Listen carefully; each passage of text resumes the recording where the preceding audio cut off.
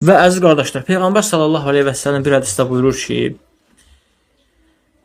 burnu yerlə sürünsün. Bizim dildə başı yerə batsın, başı yerə batsın, başı yerə batsın. Valideynlərinin yanında olub cənnətə daxil olmuyor. Sənin 2 valideynin var və sən cənnətə daxil olmursan. Peyğəmbər sallallahu aleyhi və səlləm buyurur ki, belə insanın başı yerə batsın. Burnu yerlə sürünsün. Niyə burnu yerlə sürünsün?